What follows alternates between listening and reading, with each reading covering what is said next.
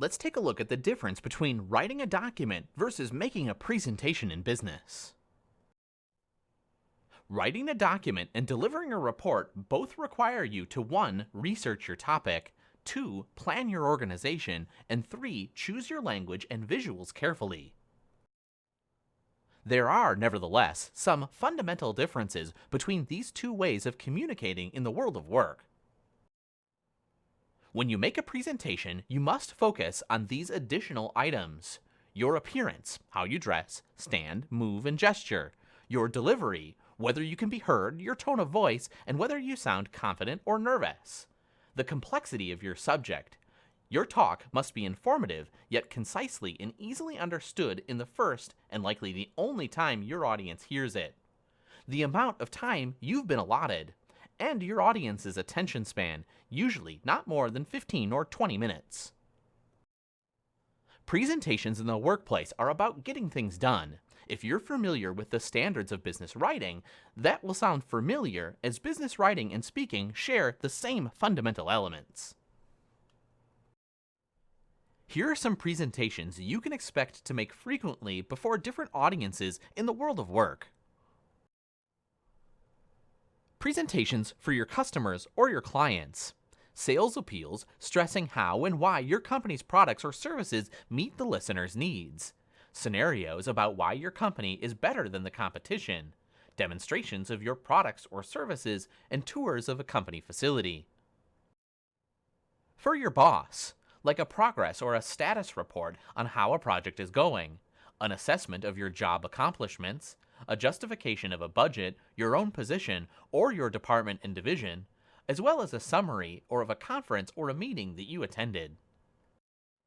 For your coworkers, like an end-of-the-shift report such as those made by police officers and nurses, an explanation of new or revised policy, a training session about job safety, operating equipment or new software, or a briefing about new job assignments or tasks.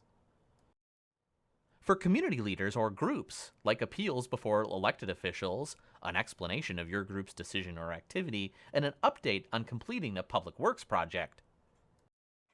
Successful business presentation begins with recognizing that initially your audience does not care much about your information or what you want to accomplish.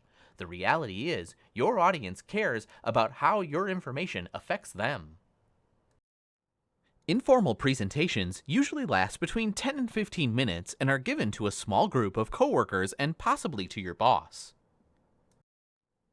Whatever the topic, informal briefings bring people up to date by supplying them with key information. When you have to make an informal briefing or presentation, use the following guidelines.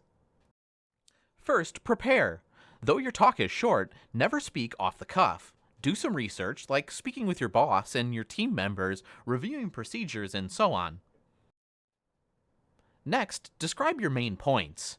Write down a few key items you want to cover and keep this list or outline before you as you speak. Highlight key names, terms, dates, or places. Avoid information overload. Do not crowd too many points into one presentation.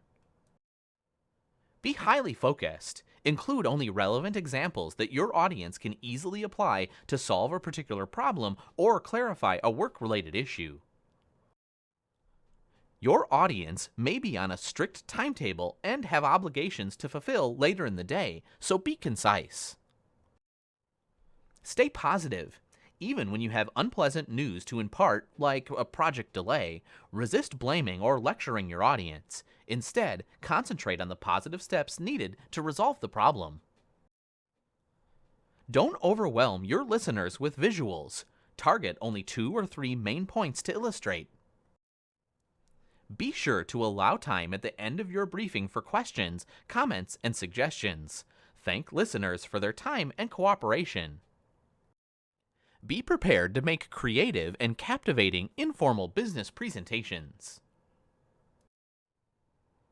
In comparison to an informal briefing or informal presentation, a formal presentation is much longer, far less conversational, and perhaps intended for a wider audience. The more you learn about your audience, the better prepared you will be to give your listeners what they need. Presentations should consist of a few important components. Let's take a look at each. The introduction. The most important part of a presentation is the introduction. You can capture your audience attention by answering these questions. Who are you? What are your qualifications? What specific topic are you speaking about? And how is the topic relevant to the audience? In the body, make it persuasive to your audience by doing the following: explaining the process, describing a condition, solving a problem, or arguing a case. Plan your conclusion as carefully you do your introduction. An effective conclusion should leave the audience feeling that you and they have come full circle and accomplished what you've promised. Presentation skills are fundamental at getting things done on the job.